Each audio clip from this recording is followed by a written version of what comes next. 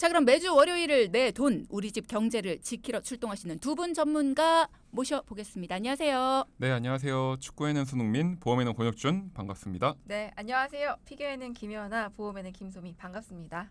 두 분 다 운전하시잖아요.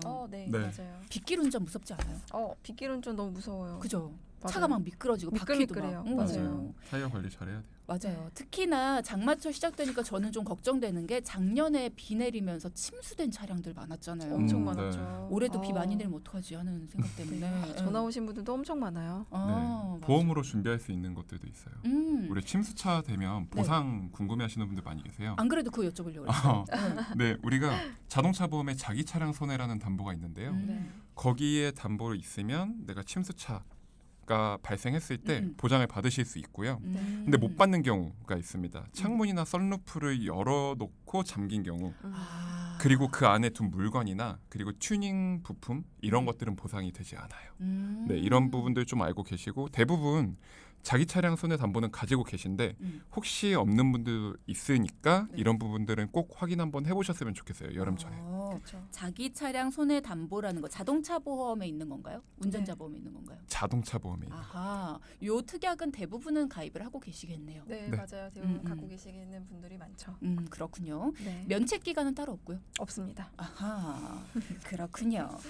아예 차 한 대 바꿀 정도의 그런 보존도 가능한 거예요? 가능하고요. 만약에 내 차가 정말 완전히 파손돼가지고 새 차를 구매해야만 돼요. 근데 그 차량의 그때 당시에 가액이랑 새 차를 구매하는 그 차액이 있을 수 있어요. 그렇죠. 그 차액은 소득공제 받으실 수 있어요. 네, 맞아요. 자, 자동차 보험 안에 있는 특약 중에 자기 차량 손해 담보라는 특약에서 만약에 침수가 됐다 차량이 그러면 네. 보전을 받을 수 있다고 하시고요. 자, 오늘도 유용한 정보와 함께 시작을 해봤는데요. 어떤 이야기를 함께 나눠볼까요? 네, 상담할 때마다 듣는 질문들이 있는데요. 간단하지만 헷갈릴 수 있는 부분들 저희가 3가지를 선정해서 가지고 왔습니다. 쉬운 것부터 차근차근 소개해 볼게요. 네, 오늘 3가지나 나누려면 바쁘겠습니다. 첫 번째 질문은 뭔가요? 네, 보험을 가입하고 다음 날 운동을 하다가 발목을 삐었어요. 이런 것도 보상을 해주나요? 입니다. 가입을 하고 다음 날에 운동하다 발목을 삐었다. 일단 그래도 보험에 가입을 했으니까 가능하지 않을까 싶긴 한데 어떤가요? 네, 맞아요. 정답입니다. 어, 보험을 어제 가입하고 오늘 다쳤어요. 그래도 보험 계약은 어제 날짜로 말씀하셨던 거 똑같아요. 이미 성립됐기 때문에 보장을 해주는 게 당연합니다. 뭐 간단하네요. 네, 간단하지만 헷갈릴 수 있기 때문에 오늘 첫 번째 주제로 가져왔고요.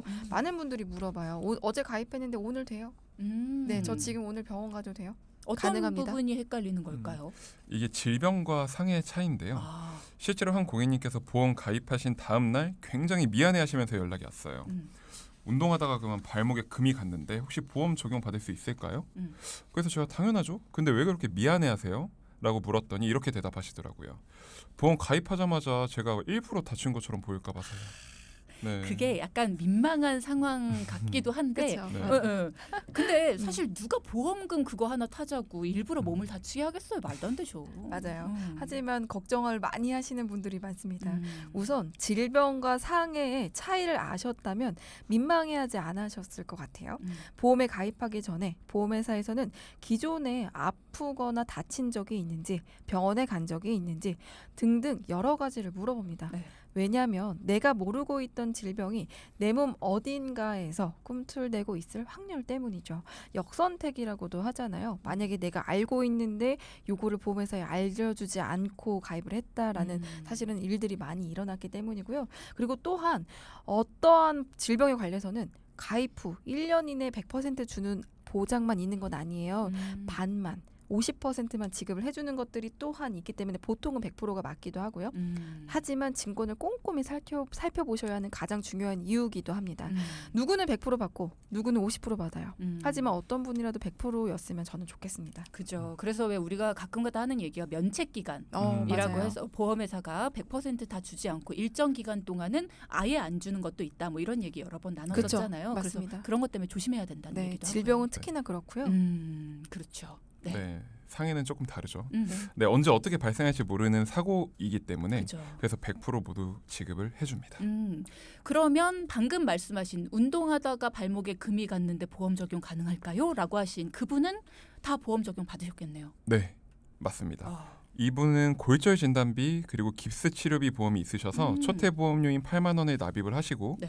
80만 원 정도 보험금을 받으셨어요. 다행이네요. 네. 여기서 하나 더 짚고 갈 게 있는데요. 음. 우리나라에서 가장 많이 발생하는 질병은 뭘까요? 암. 정답입니다. 그리고 딩동댕.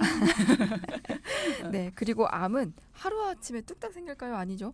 그죠. 그래서 네, 보험회사에서 암에 대한 질병은 90일이라는 면책 기간을 둡니다. 그 외 모든 질병에 대해서는 면책 기간이 따로 없는데요.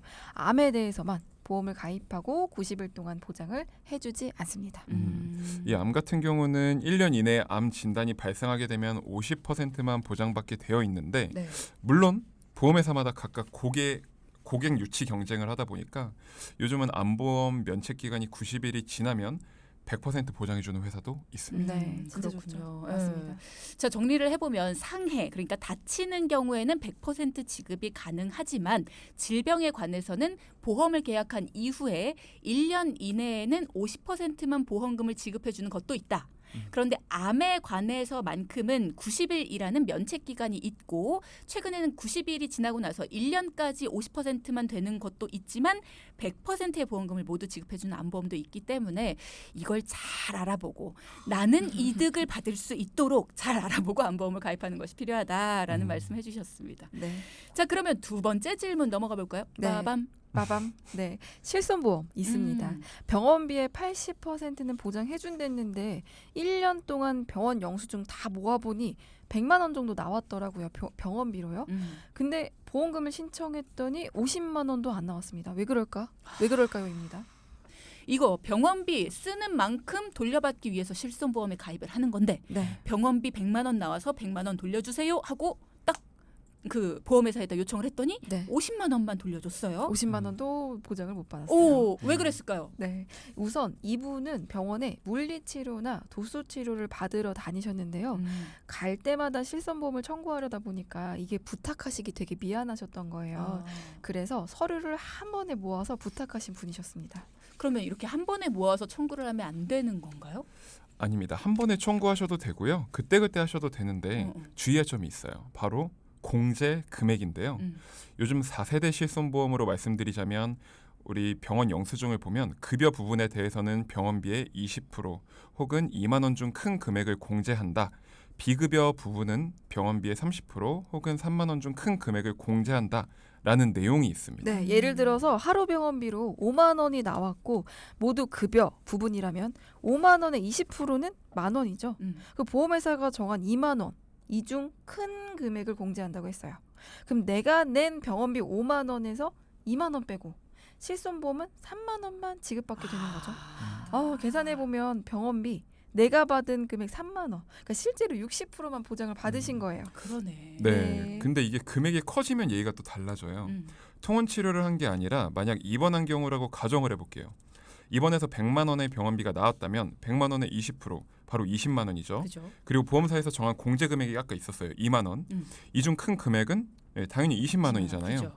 그래서 100만 원의 병원비가 나오면 80만 원의 보장 금액을 받아요. 20만 원이 공제 금액이 되고 그렇게 되면 우리가 실제 알고 네. 있었던 80%를 보장받게 되는 거죠. 그러니까 입원과 통원 치료를 구분을 해야겠네요.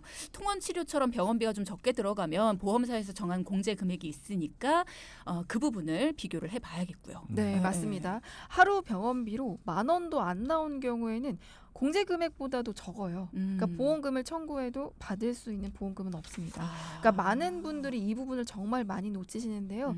꼭 참고해 주셔야지 나중에 실망하지 않으실 수 있습니다. 그러네요. 만 몇천 원 나왔을 때는 2만 원보다 적기 때문에 못 받을 수도 있겠네요. 정답. 예. 네. 자, 그래서 MRI 찍을 때 입원을 하는 것이 좋다. 뭐 이런 말도 있던데 맞나요, 이거? 반은 맞고 반은 틀립니다. 어. 이게 시기에 따라 좀 다르지만 요즘에는 MRI 촬영, 도수치료, 비급여 주사치료 등이 모두 개별 특약으로 빠져나왔어요. 입원을 하든 입원을 하지 않든 상관없이 30% 정도 공제되고 70% 정도만 보장을 받으실 수 있어요.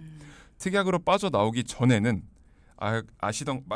죄송합니다. 말씀하셨던 것처럼 입원과 통원에 따라 그 차이가 좀 컸어요. 네, 그러니까 실손보험은 입원했을 때 한도가 5천만 원입니다. 그러니까 통원했을 때는 생명보험사, 손해보험사 따라 다르지만 20에서 25만 원 정도예요. 그러니까 왜 MRI를 찍을 때 입원하라는 말이 나왔는지는 딱 느낌이 오실 거예요. 이 보통 MRI 촬영을 하면 40만 원 정도 넘는 경우가 대부분인데요. 이전의 실손보험, 즉 3대 비급여 치료가 특약으로 빠져나오기 전의 실손보험에서는 MRI 촬영이 50만 원 나왔다고 가정해보면 통원 치료는 20에서 25만 원에 보장받을 수 있다고 했고요. 네네. 입원을 하면 80에서 90%를 보장받을 수 있어요. 40에서 50만 원이라는 이야기겠죠. 그러네요. 예, 그러니까 차이가 좀 나는 거예요. 그래서 본인이 가입하신 실손보험의 가입 시기와 보장 범위를 꼭 확인해 보셔야 됩니다. 네. 그러네요. 네, 그리고 조금 더 말씀드리면 아까 공제금액에 대해서 급여에 해당하는 부분 20%와 2만 원, 비급여는 30%와 3만 원이라고 말씀드렸는데요. 네. 이 부분 실손보험의 가입 시기에 따라 공제금액 다 다릅니다. 꼭 본인 증권을 살펴보셔야 하고요. 그쵸. 병원의 크기에 따라서도 공제금액이 달라져요. 그러니까 네, 예를 들어 집 근처에 동네 의원 혹은 종합병원이나 대학병원은 공제금액이 다릅니다. 그러니까 알고 있으셔야지만 나중에 실망하지 않으실 수 있습니다. 역시 실손보험은 얘기를 들으면 들을수록 어렵다. 너무 그러니까, 다르죠. 네. 그러니까 이게 그냥 들으면 너무 어렵고요. 그냥 내 경우를 여쭤보는 게 가장 빠른 것 같아요. 이해가 맞아요. 쉬운 것 같아요. 정답. 자, 앞서 실손보험에서 상해와 질병의 차이에 대해서 짚어주셨고요. 그리고 또 암보험에 대해서도 이야기해 주셨어요. 입원과 통원 치료의 구분 그리고 공제 금액에 대해서도 알아봤는데요. 마지막 질문. 많은 분들이 질문하는 것 중에서 3가지를 짚어주신다고 하셨는데 오늘 마지막 질문은 어떤 거였습니까? 네. 혹시나 아플 때를 대비해서 암이나 뇌, 심장 등의 진단금이 있는 종합보험을 손해보험회사에 가입했는데요. 왜 사망보장이 5억이나 되는 걸까요? 입니다.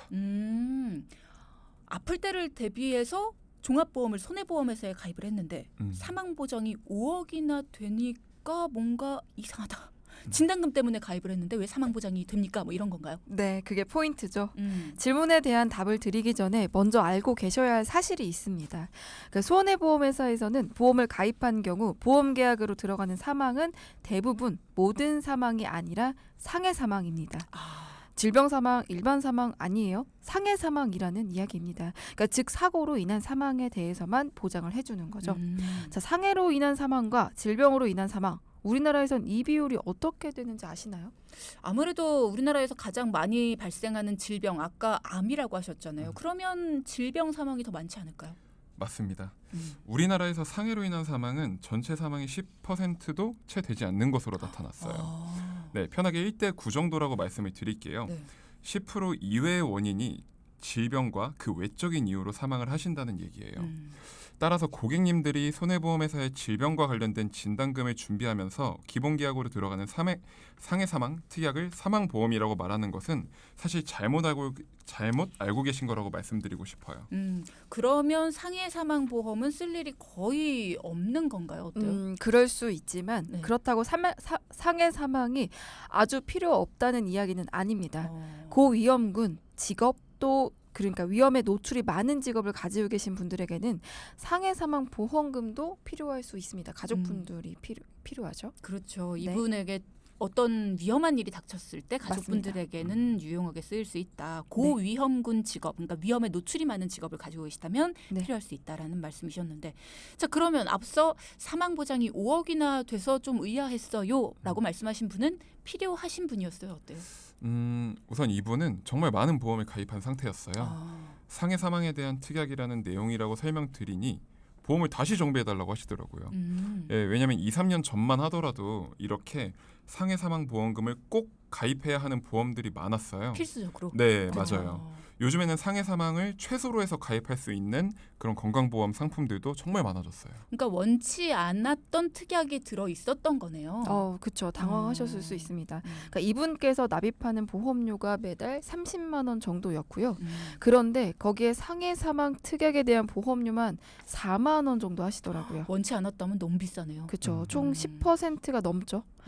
그런 상황이었기 때문에 보험 점검 후 리모델링을 잘해드렸습니다. 그러니까 4만 원이면 사실은 저희가 값을 따져봤을 때 암 진단금 제일 많이 걸리죠. 3에서 5천만 원 정도로 가입하실 수가 있어요. 그러니까 총 보험료도 20만 원으로 낮춰드렸고요. 네. 사망 보험금 없이 암, 뇌, 심장에 대한 진단금을 넉넉하게 설계를 도와드렸습니다. 그리고 최근에 가장 많이 이슈가 있었죠. 오늘 돈을 키우는 퀴즈와도 관련 있는 간병인 보험 네. 추가해드렸습니다. 그렇군요. 네. 요즘에 간병인 보험에 대한 문의도 많으시고요. 간병인 네. 보험 이렇게 관심을 많이들 가지시더라고요. 요거 많이 드시나요? 네, 저희가 요즘 더 바빠진 이유가 바로 이 간병인 보험 때문인데요. 뉴스에 많이 나와요. 입원하고 병원에 가족이 상주할 수가 없어서 간병인을 무조건 고용해야 하는 상황인데 하루 간병비가 10만 원을 훌쩍 넘어간다고 합니다. 한 달이면 병원비와 별도로 간병인을 고용하는 데만 300만 원 이상이 드니까 부담이 너무 크신 거예요. 그래서 요즘 시대에 간병인 보험은 필수라고 말씀을 꼭 드립니다. 네, 사실은 꼭 자식 때문 아니더라도요. 중년 부부가 각자의 삶을 위해서 서로 필요해서 가입하시는 경우 정말 많습니다. 중요한 부분인 만큼 할 얘기가 많아서 다음에 한번 특집으로 자세하게 꼭 다뤄드리겠습니다. 그러면 제가 간병인 보험에 가입을 했으면 제가 아플 때 간병인을 부를 수 있는 거 아니면 저희 부모님께 간병인을 보내드릴 수 있는 거예요? 본인이 맞아요. 내가 아플 때. 네. 네, 맞습니다. 그래서 이런 질문이 온 것 같습니다. 이윤희님께서 네. 간병인 보험은 가입 시에 나이 제한이 있는 건가요? 부모님 연세가 있으셔서 몇 살까지 가능한지 궁금합니다. 몇 살까지 나이가 어떻게 되시는지 궁금한데요. 우선은 첫 번째가 나이도 중요한데 왜 80대까지도 가입하실 수 있어요. 근데 중요한 거는 병력에 따라 많이 제약이 돼요. 간병인은 치료 사실에 대한 걸 많이 따집니다. 그러니까 만약에 병원에 가신 지 치료받으신 지 얼마 안 되셨더라면 가입이 더 어려우실 수 있어요. 그러니까 젊으신 분들도 저 간병인 보험 들고 싶어요 하시는 분들 되게 많아요. 그럼 저희가 정말 저렴하고 간병인 지원이 제대로 되는 것들을 설계해드리는데 병력 때문에 가입이 어려우신 분들이 사실은 더 많아요. 젊어도. 네, 맞습니다. 그러니까 연세가 많으시면은 병원에 입원하실 수 있으니 간병인 보험 가입이 어렵겠지라고 생각하시는 분들이 많지만 그보다도 물론 연세도 조금 뭐 관련이 있을 수 있지만 그보다도 병원에 자주 가시는지 아닌지가 더 중요하다. 그렇죠. 그러니까 지금 일단은 우리 부모님의 병력 사항에 대해서 조금 더 체크를 해보시는 게 필요하고 병원에 자주 가시는지 안 가시는지 이런 부분에 대해 전문가와 함께 상의를 해보시는 게 필요하겠네요. 자, 그럼 오늘의 포인트 짚어볼까요? 첫째, 보험 가입 이후에 질병이 아닌 사고로 인한 상해 보험금은 바로 보장받을 수 있다. 둘째, 실손 보험은 본인의 증권을 보고 공제 금액을 확인한 후 보험금을 청구하자. 셋째, 손해보험회사의 상해 사망 보험금이 과하게 많다면 보험 점검 후 본인의 상황에 맞게 조정하는 게 좋다. 네, 두 분 오늘도 수고 많으셨고요. 고맙습니다. 감사합니다. 감사합니다. 자, 금융상품 가입이나 해지 같은 판단은요 스스로의 책임으로 결정하셔야 한다는 점, 그리고 올바른 투자 판단을 위해 참고로 드리는 말씀이라는 점 꼭 기억해 주시기 바랍니다.